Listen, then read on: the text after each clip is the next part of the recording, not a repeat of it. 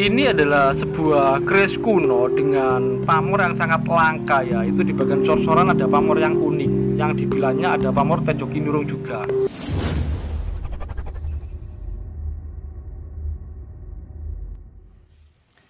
Rahayu, Rahayu, Rahayu.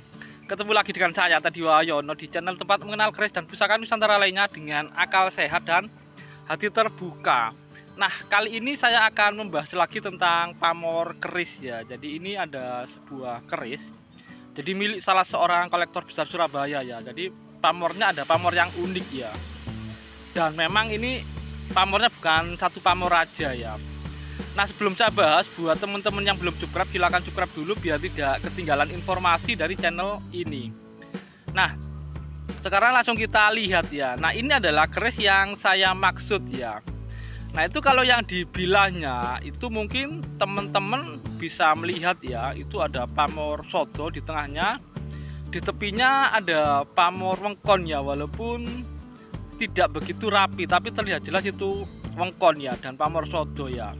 Jadi kalau dalam dunia perkerisan nyebutnya itu Tejo Kinurung ya. Tejo itu sinar atau cahaya yang terkurung. Nah, kalau untuk yang wengkon sendiri sih memang filosofinya itu memang lebih ke perlindungan atau menjaga ya.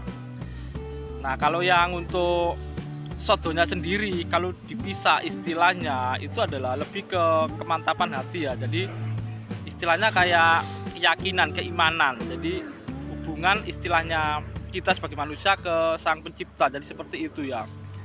Tapi secara filosofi keseluruhan Tejo Kinurung itu seperti apa nanti juga akan kita bahas ya.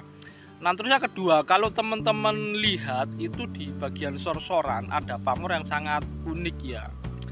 Nah, itu terlihat ya. Jadi mungkin kalau teman-teman cari di buku pamor mungkin nggak nemukan ya. Bahkan di beberapa literatur yang lama pun itu juga tidak ada yang tepat mirip. Tapi kalau yang agak-agak mirip yang maksudnya seperti itu ada ya, walaupun cuma satu sisi. Kalau yang ini dua sisi kiri kanan ya. Nah, untuk lebih detailnya dan sambil kita bahas, kita lihat untuk detail bilahnya langsung ya. Nah, ini mari kita simak sama-sama.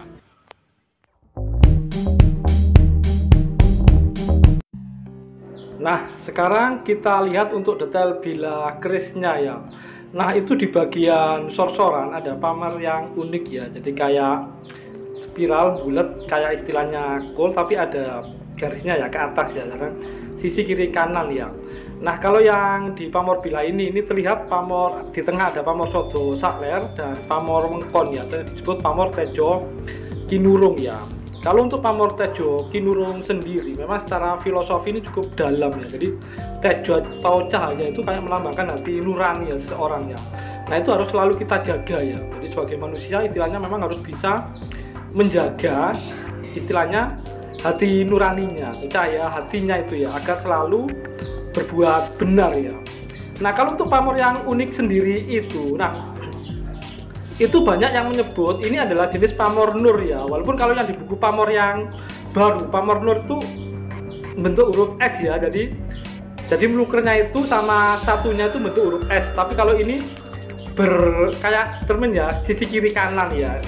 Dan kalau di salah satu buku keris lama, Primbon Keris atau Panugo, jadi ini adalah pamor nur ya yang di gambar sebelah itu ya. Kalau untuk filosofinya sendiri sih, kalau yang umum di dunia perkerisan, pamor nur itu memang cocok untuk seorang pendidik atau orang yang dituakan ya. Jadi itu bisa menambah kewibawaan seorang pendidik atau orang yang dianggap tua, yang sering dimintai nasihat ya, atau sesepuh lah istilahnya ya. Nah, dan ini adalah detail yang lebih jelasnya ya tentang pamor unik yang ada di bagian sorsoran ya, yang sebagian orang memasukkannya sebagai pamor nur. Nah, mungkin itu saja dari saya. Semoga bermanfaat dan jangan lupa untuk like dan subscribe-nya. Melok tanpa aling-aling, kang ngalingi kalingling, wenganing rasa tumlawung, keksi saliring jaman, anglangut tanpa tepi, yaiku aran topo tapaking hyang sukmo.